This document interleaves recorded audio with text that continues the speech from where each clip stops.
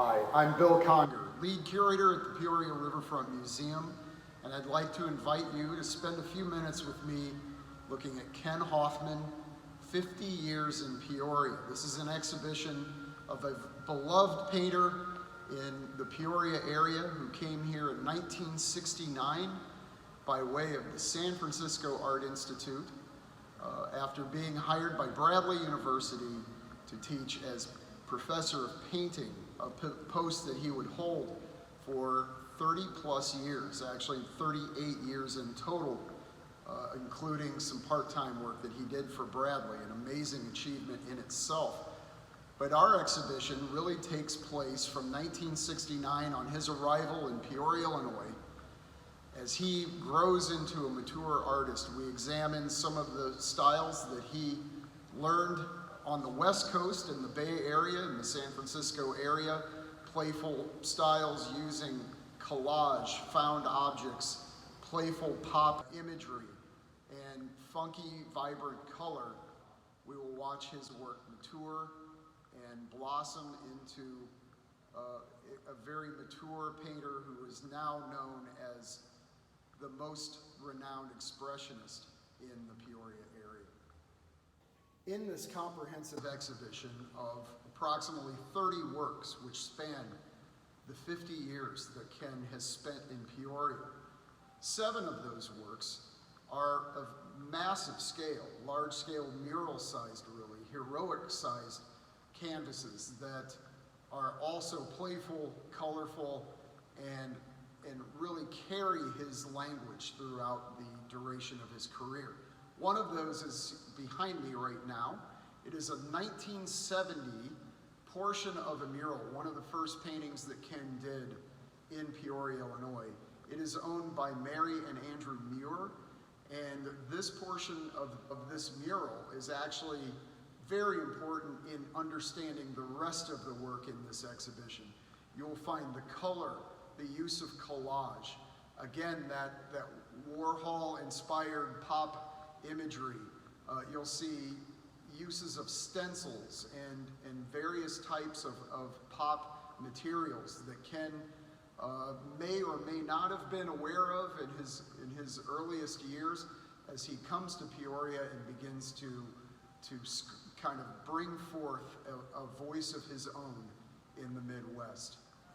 This Untitled work from 1962, as Ken is examining his future vocations, of which dentistry is one, bought some canvas, brushes, and paints and produced this first painting he attributes to his kind of entree into the studio world of painting, presciently including birds and animal portraits throughout, which he will examine throughout his mature work. Upon seeing this, his mother declared it to be less than acceptable and pushed him to look further into dentistry, at which time Ken promptly went and enrolled at the Art Institute of San Francisco.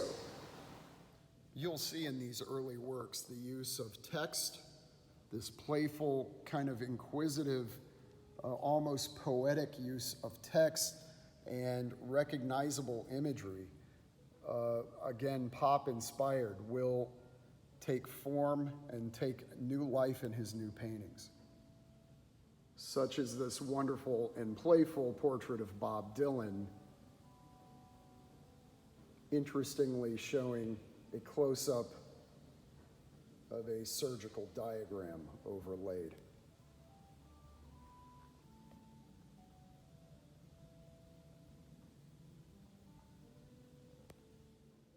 In the mid-1970s, Ken turns to fashion magazines as he begins looking at the female portrait, examining the variances and nuances of fashion photography as seen through an expressionist drawer and painter.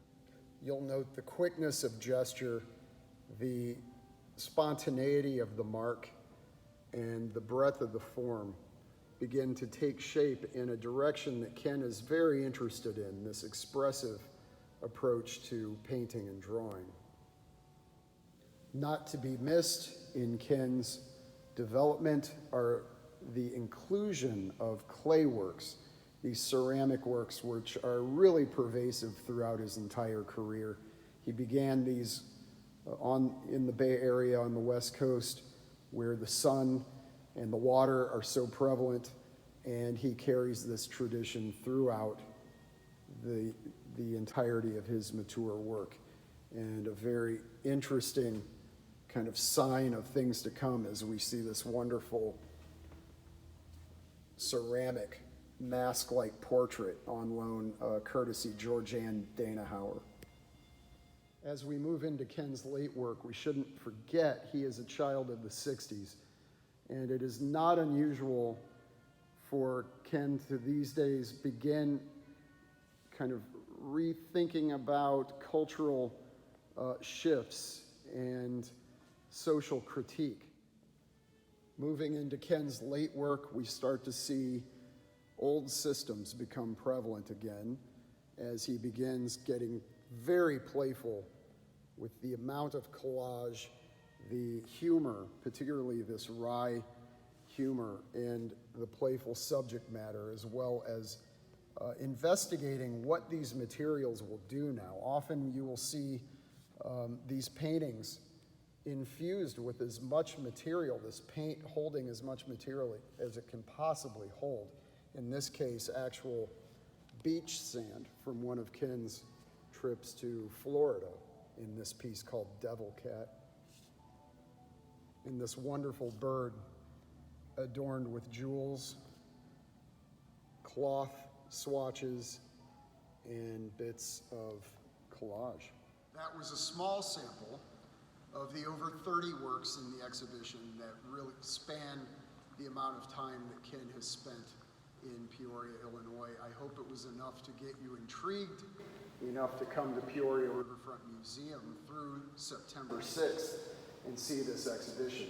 I want to make sure and thank our sponsors for this exhibition, Mary and Andrew Muir, as well as all our Visionary Society members who without their support and dedication, we could not put on exhibitions like this, as well as our general member population as well. You are our families, and we miss you. We hope to see you soon at Peoria Riverfront Museum. Thank you.